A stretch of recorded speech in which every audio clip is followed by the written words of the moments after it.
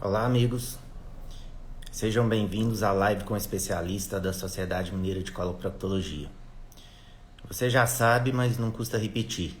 A coloproctologia é a especialidade que cuida da sua saúde intestinal. Meu nome é Hélio Antônio Silva, eu sou coloproctologista em Belo Horizonte e diretor de Tecnologia da Informação da Sociedade Mineira de Coloproctologia.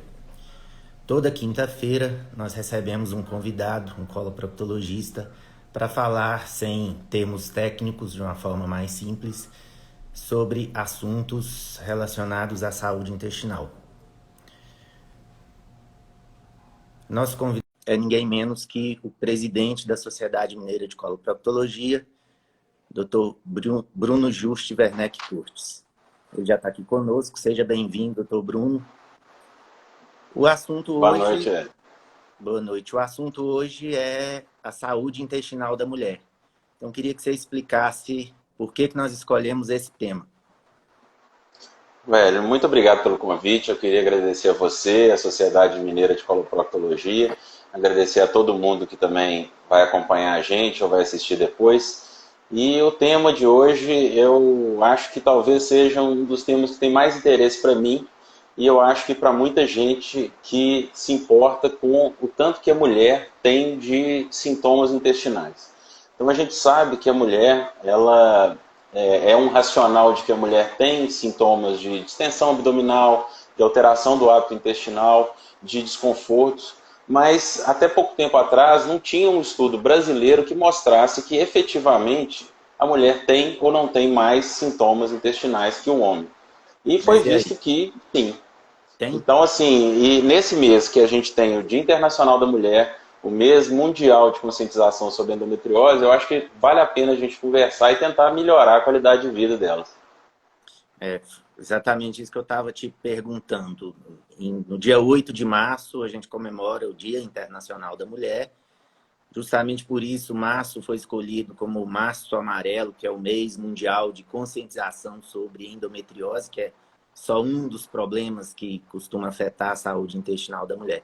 Então, quem nos acompanha aqui nas lives já te conhece, você também é anfitrião aqui nas quintas-feiras. E os temas são variados, já falamos de vários assuntos relacionados à doenças do intestino, do reto, do ânus, câncer, hemorroida, mas especificamente hoje, a última semana, a última quinta, pelo menos, do mês, a gente lembrou desse tema, né, de falar mais especificamente em homenagem às mulheres. Eu sei que você faz parte de uma equipe multidisciplinar, muito voltada para a saúde intestinal da mulher. Como que é essa equipe multidisciplinar? Então, desde 2012, a gente começou a montar um grupo, e esse grupo a gente trabalha em conjunto com vários ginecologistas de Belo Horizonte.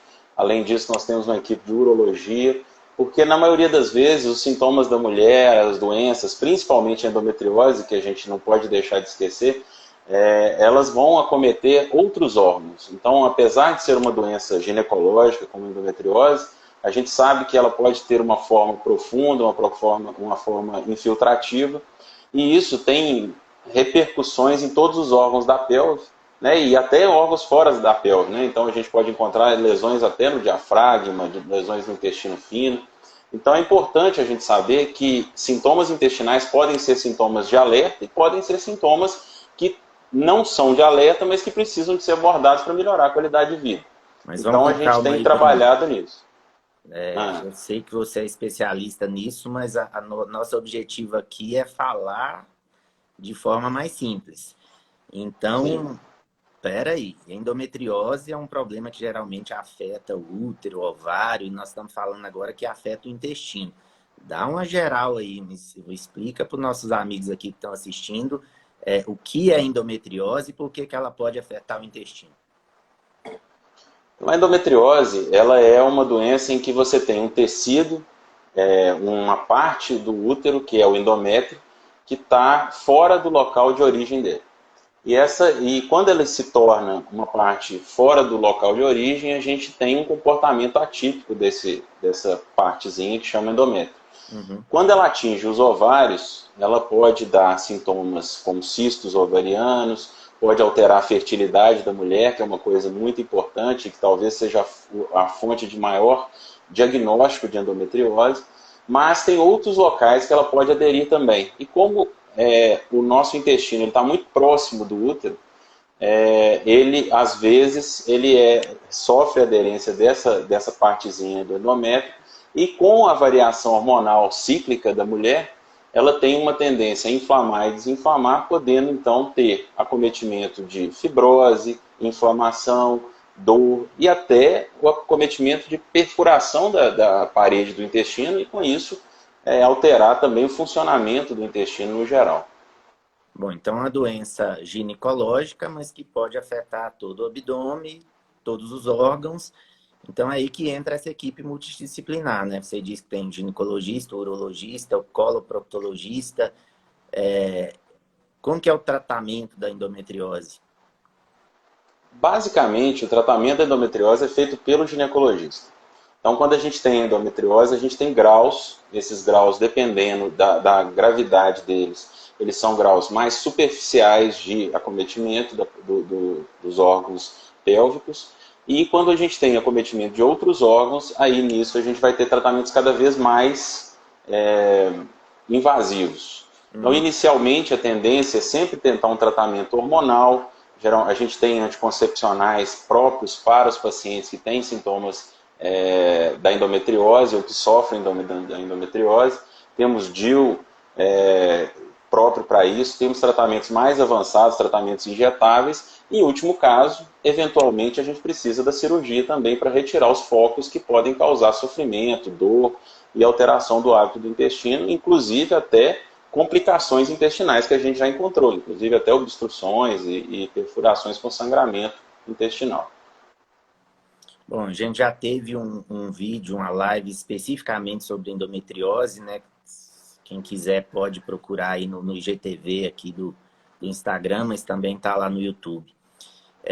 Você comentou desse estudo brasileiro que tentou responder por que as mulheres têm mais sintomas e eu te cortei, mas então, as mulheres têm mais sintomas ou é uma impressão nossa? É muito interessante porque, assim, apesar de termos no mundo vários estudos mostrando que as mulheres têm uma frequência alta de sintomas gastrointestinais, a população brasileira não tinha um estudo próprio sobre isso. Então foi feito em 2017 um estudo em São Paulo com mais de 3 mil mulheres, e eles viram que até 66% das mulheres têm sintomas gastrointestinais, principalmente distensão abdominal, excesso de gases e constipação. E isso é muito importante porque são sintomas limitantes. Então, muitas mulheres têm alterações da qualidade de vida, da qualidade do trabalho, referem alteração do humor. Então, isso tudo, quando a gente consegue trabalhar, às vezes você não tem uma causa orgânica, né? A gente chama de causa orgânica quando a gente tem uma doença específica num órgão que a gente consegue detectar, ou uma alteração específica do funcionamento desse órgão. Enquanto que, às vezes, pode ser uma doença funcional. Quer dizer, a gente não encontra uma lesão específica, mas o sintoma está lá. E se a gente não abordar, vai causar muito sofrimento. Então, assim, eu acho que é um fator que é muito importante a gente saber um pouquinho mais. Bom, só para ficar claro, nós paramos de falar de endometriose, estamos falando dos sintomas Nós escolhemos um tema bem amplo, geral, né, Hélio? Que pode afetar e que estudos mostram que afeta mais as mulheres, não é isso? Isso. Você estava entrando no assunto, quando não tem uma doença orgânica, a pessoa não tem uma inflamação, não tem um tumor, não tem nenhuma alteração muito mensurável, mas mesmo assim tem uma doença, uma alteração funcional, é o que nós chamamos então de distúrbios funcionais, né? Fala mais pra gente, quais são esses distúrbios funcionais do intestino e por que eles afetam tanto as mulheres especificamente? Na verdade, os distúrbios funcionais, eles englobam uma série, uma gama de conjunto de sintomas, né? E talvez o mais comum e o diagnóstico mais frequente seja a síndrome do intestino irritável, que a gente tem desconforto abdominal associado a uma alteração do hábito do intestino.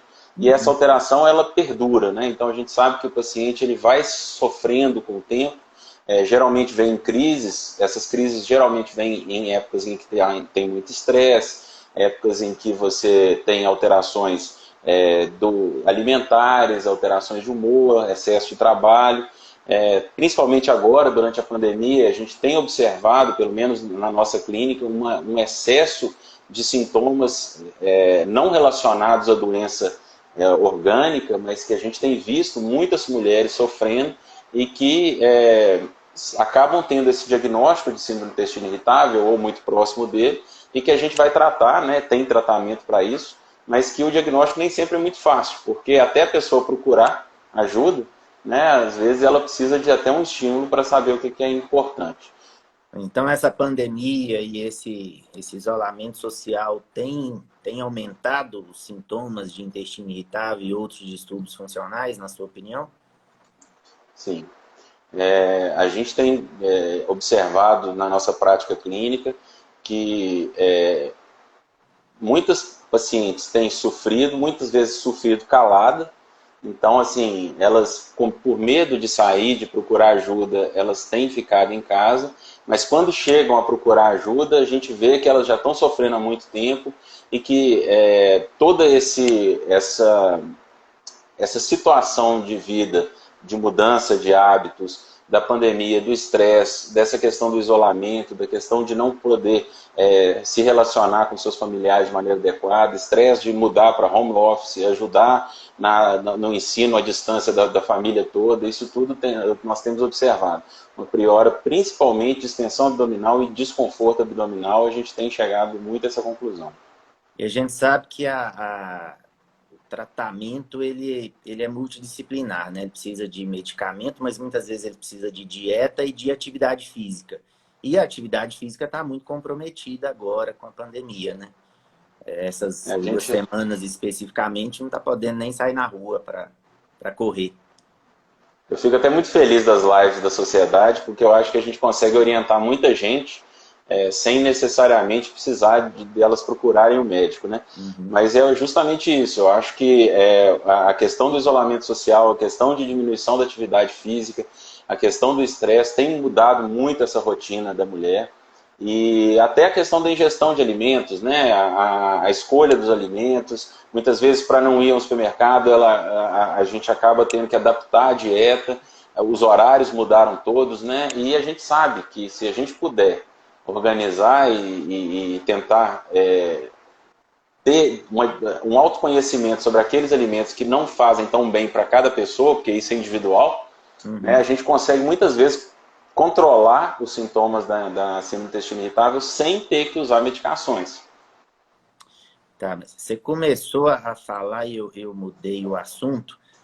O diagnóstico de síndromes funcionais, às vezes ele é fácil, mas nem sempre é tão fácil assim, né? Porque não tem um exame que você peça para aqui, ó, agora você, por esse exame, eu sei que você tem intestino irritável. O diagnóstico depende muito da anamnese, como você faz isso no dia a dia? Como diferenciar aí um intestino irritável de uma doença orgânica? Primeiramente, a gente tem critérios diagnósticos, né? Hoje a gente segue os critérios de Roma 4, são critérios que estabeleceram o tipo de dor, e isso é muito importante. A síndrome do intestino irritável ela sempre tem relação com algum desconforto abdominal e alguma manifestação intestinal, não necessariamente prisão de ventre e não necessariamente diarreia. E até às vezes nós temos uma alternância disso. Mas é importante que a gente tenha uma conversa muito atenciosa sobre esses sintomas para a gente conseguir fechar esse diagnóstico. Não é um diagnóstico que a pessoa começou essa semana, né? A gente considera aí um período, né, de pelo menos um mês de sintomas dentro de um período de tempo que a gente tem de um ano. Então isso tudo faz a gente suspeitar. Mas mesmo assim, em alguns casos, a gente precisa de usar exames. Então, assim, muitas vezes o paciente me pergunta assim, vamos fazer exame para excluir a doença? Não é só excluir. Existem sinais e sintomas que a gente chama de sinais de alerta. Quais Né? A seriam gente esses tem sintomas? a dor abdominal que não melhora, independente da evolução do dia a dia do paciente.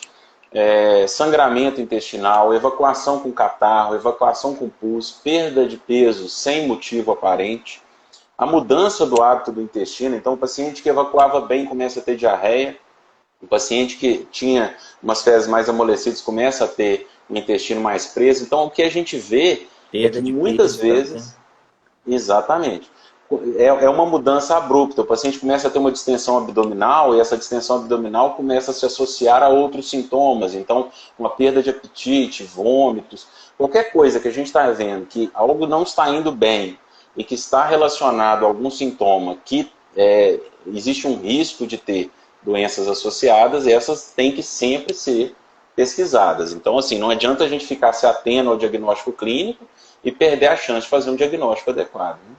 São sinais que nos alertam com a possibilidade de ter algum problema orgânico, não é isso? Exatamente. Uhum. Tá. E além das doenças funcionais, quais são os problemas relacionados à proctologia que podem afetar mais mulheres ou que afetam as mulheres, basicamente? Na verdade, todos nós temos intestino.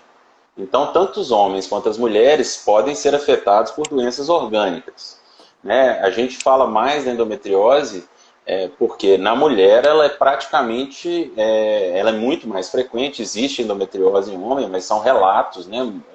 A grande maioria das mulheres é que vai ter essa lesão. E, além disso, a gente pode ter todas as outras doenças. Então, pólipos intestinais, tumores, que a gente até fez várias lives orientando sobre essas alterações, os divertículos de intestino, que também pode acontecer, e as doenças inflamatórias intestinais, que são muito importantes. E no mês de maio agora a gente vai ter um mês também voltado para a conscientização das doenças inflamatórias intestinais. Elas acontecem com frequência na mulher e elas têm sintomas muito parecidos com sintomas de síndrome do intestino irritável. Então isso acaba nos direcionando para que, quando a gente tem sintoma, a gente tente sempre excluir esses sintomas ou fazer um diagnóstico adequado. Por isso que é tão importante, quando tem o sintoma, o sinal de alerta, procurar um coloproctologista e fazer o exame adequado. Então, assim, quando muitos pacientes têm medo de ser examinado, do constrangimento de ir ao proctologista, mas é aí que faz a diferença. É a hora que a gente consegue diferenciar aquilo que é doença daquilo que é sintoma e a gente poder ajudar o paciente. Uma pergunta aqui que entrou agora, e eu peço desculpas que outras eu vi que já passaram, depois eu tento recuperar, mas a endometriose, a Érica está perguntando, a endometriose é uma doença benigna? A gente falou tanto que às vezes tem que operar e pode perfurar, que pode ter causado uma impressão estranha, né? A endometriose é, por si só, como definição, uma doença benigna.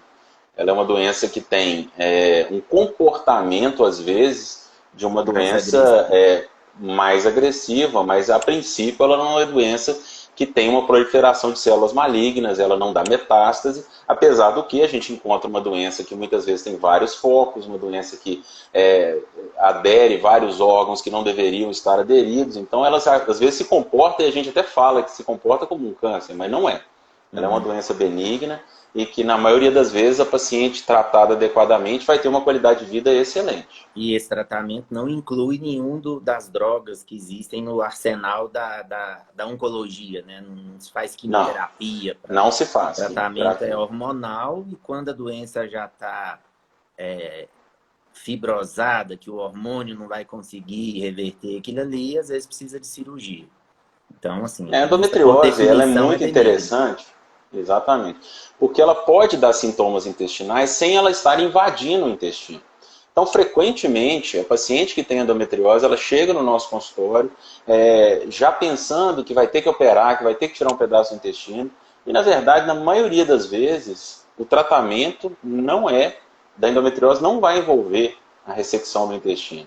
A gente faz de tudo para poder evitar isso. Mas tem pacientes que têm dor pélvica intratável, tem pacientes que têm risco de complicação no intestino e, eventualmente, até o paciente que tem infertilidade, que o tratamento cirúrgico da endometriose vai beneficiar. Então, a gente tem que sempre pesar muito isso. Eu sempre converso muito com os pacientes que toda vez a gente tem que sempre pesar o risco da cirurgia com o benefício que ela vai ter. e aí a gente tentar fazer a melhor opção, né? Mas aí você tocou num assunto que já foi uma pergunta também aqui que passou, desculpa, eu perdi quem que fez. Quais são os sintomas da endometriose afetando o intestino? Bom, a endometriose afetando o intestino, na verdade é o seguinte, tudo vai envolver a evolução natural da doença. Então, a maioria das pacientes manifesta os sintomas da endometriose, inclusive no intestino, na época da menstruação. Isso porque é a época de maior atividade do tecido, aquele endométrio que a gente falou, e isso, quando ele está fora do útero e está em contato com o intestino, como você tem uma proximidade muito grande dos órgãos pélvicos, ele irrita a parede do intestino, então, principalmente, o paciente pode observar tanto diarreia, quanto a alteração para constipação, prisão de ventre. A gente pode encontrar o paciente que às vezes evacua muco na época da menstruação. Então, toda vez que as alterações intestinais elas são cíclicas e coincidem com o ciclo hormonal da mulher, principalmente na época da menstruação, a gente deve pensar nisso. Não necessariamente a endometriose, mas são sintomas mais comuns que a gente encontra além da dor, né, que é o sintoma predominante da endometriose em qualquer sistema, tanto ginecológico quanto intestinal.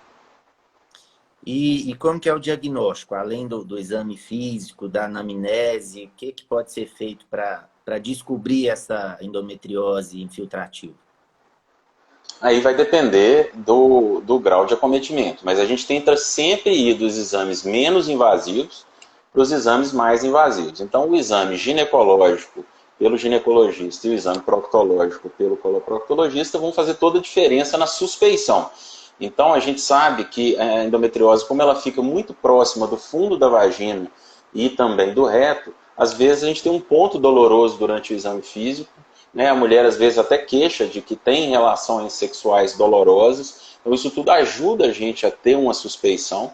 O ultrassom é talvez a ferramenta para o diagnóstico da endometriose pélvica mais utilizado, porque ele é um exame extremamente benigno, um exame acessível, né, e que a gente tem informações muito importantes. Agora, o ultrassom ele é um exame que depende muito do examinador, então a pessoa tem que estar atenta e saber um pouco de endometriose para poder identificá-lo, né? E nós temos também a ressonância magnética, que já vai ajudar a gente a fazer o diagnóstico local e também a distância de lesões endometrióticas, e a colonoscopia, quando você tem a suspeição, né? Tanto para poder fazer o diagnóstico, nem sempre a gente vai ter uma alteração interna da parede do intestino, então às vezes você não vê uma alteração na mucosa, mas você tem como ver indícios indiretos da endometriose, ver indícios diretos quando eles existem, e também excluir doenças que podem ser concomitantes, né? Uhum. Tem uma pergunta aqui que chegou pelo chat mais cedo do Instagram, a Érica também perguntando por que algumas mulheres demoram tanto a descobrir endometriose. A gente vê que às vezes quando chega no especialista, ela já passou até por cirurgia prévia, já foi em vários médicos e não sabia qual que era o problema. O que acontece que muitas vezes esse diagnóstico é tardio? Isso é uma pergunta excelente. Na verdade, existem estudos mostrando que a mulher pode demorar mais de 8 anos para fazer um diagnóstico de endometriose, estando sofrendo nesse tempo todo. Então, a primeira coisa é você saber como é a evolução da doença. Eu acho que o médico que está preparado para poder identificar a endometriose e saber esses sintomas, ele tem um índice de suspeição muito elevado em relação a ela. Então, a gente vai ver uma história de uma mulher que desde da menarca, né, desde o início da menstruação, tem sintomas menstruais mais intensos, dores pélvicas mais intensas, começa a ter alterações tanto intestinais quanto ginecológicas. Então isso tudo, o médico tem que estar preparado. Existe aquela frase famosa de que a gente só cumprimenta quem a gente conhece. Então a gente tem que estudar e saber que endometriose tem sintomas de tudo quanto é maneira. Então a gente tem uma gama muito grande de sintomas inespecíficos, então às vezes ele não é um sintoma que fala assim, não, isso é endometriose com certeza. Mas a gente, lembrando disso, a gente vai pedir os exames, a gente tem hoje profissionais que fazem ultrassom direcionado para procurar endometriose, então muitas vezes o paciente chega com vários ultrassons. A própria laparoscopia, que é um procedimento cirúrgico em que a gente passa uma câmera para ver dentro da cavidade abdominal, ela não é 100% curada, porque a endometriose ela pode estar abaixo do tecido. Então a gente Uhum. tem a camada que envolve o nosso abdômen, que chama peritônio, e às vezes a endometriose pode estar mais profunda, e a gente não conseguir identificar numa laparoscopia que não foi dirigida para aquele diagnóstico. Então realmente é um desafio. Outra pergunta aqui da Mércia, ela pergunta se a endometriose, provavelmente depois de uma cirurgia, a endometriose pode voltar em outro local, em outro órgão. Pode. Infelizmente, hoje a gente sempre tenta o tratamento mais conservador para a endometriose possível. Então, toda vez que o paciente é submetido a uma cirurgia, a gente vai tirar todos os focos que a gente chama de macroscópicos, visíveis. Então, a Uhum. gente identifica e remove.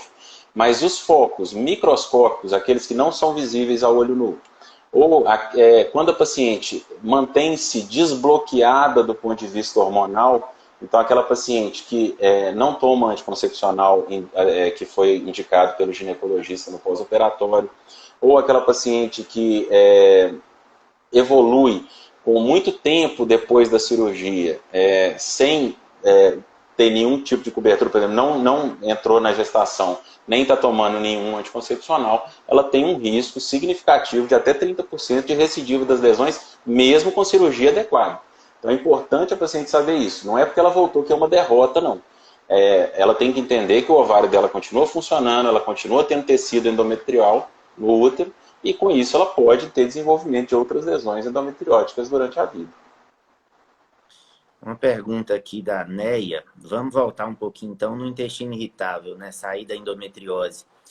Mas síndrome do intestino irritável está ligada à condição psicológica?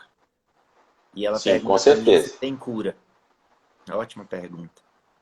Exatamente. Eu acho assim, cura é uma palavra difícil com relação a síndromes funcionais, né? Uhum. Quando a gente pensa numa doença, numa síndrome, quer dizer, um conjunto de sintomas que não tem uma causa específica, você não tem como atuar diretamente nessa causa para poder falar em cura.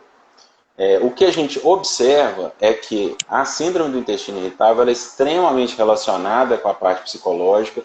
Quanto mais instável tiver a vida da paciente, quanto mais estresse estiver associado a essa vida, mais aqueles sintomas que a pessoa já tende a ter, mais frequentemente eles vão aparecer. Agora, o que a gente observa também é que com o envelhecimento, com o passar dos anos, esses sintomas tendem a ficar mais amenos e a mulher vai se conhecendo mais, vai identificando cada vez mais aqueles sintomas que a gente chama, aqueles instrumentos gatilho da síndrome, né? Então, esse tipo de estresse, eu estou dormindo mal, eu estou comendo mal, estou tomando pouco líquido, estou fazendo pouca atividade física, e isso tudo ela vai começando a se conhecer melhor, e aí a gente tem talvez a pessoa não, a síndrome não fique para a vida toda, mas pelo menos ela fica mais fácil de ser lidada. Mas então deixa eu insistir um pouquinho na pergunta. O estresse, ele é causa de intestino irritável ou ele simplesmente exacerba uma condição pré-existente? O que a gente observa é que, na verdade, não existe uma causa específica para uma síndrome funcional. Né? A maioria das síndromes funcionais elas são multifatoriais. Tanto uma associação dos hormônios, neurotransmissores gastrointestinais, a gente tem aí com predominância a serotonina, que é muito importante no metabolismo e na sensação de bem-estar do intestino.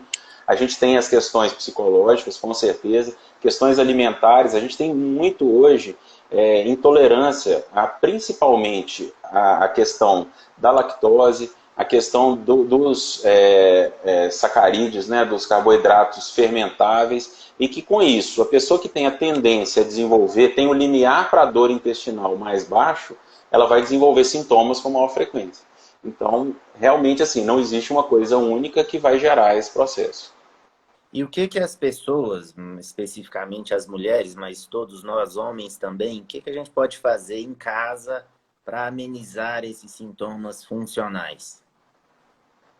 Aí, com certeza, é a gente tentar ter serenidade e autoconhecimento. Eu acho que eu falo muito com minhas pacientes que para tentar fazer um calendário alimentar, essas pacientes que têm sintomas gastrointestinais, para tentar saber se alimentos, né, a gente tem vários alimentos que estão relacionados, que a gente chama até de FODMAPs, né, que são os oligosacarídeos derivados da frutose que são fermentáveis, eles não é todo mundo que vai ter um sintoma com um determinado tipo de alimento, mas a gente sabe que esses alimentos, se bem escolhidos, individualmente, a pessoa vai ter uma qualidade de vida melhor, evitando determinadas coisas. E também tentar fazer uma atividade física, se não dá para fazer hoje em dia atividade física ao ar livre, pelo menos dentro de casa, tentar se exercitar, tentar fazer uma meditação. Meditação é uma coisa que ajuda muito, tanto no autoconhecimento, quanto também na melhora da relação, e ter uma relação familiar de maneira mais estável. Eu acho que hoje em dia a gente está muito propenso à agressividade, está todo mundo no limite, está todo mundo sofrendo muito.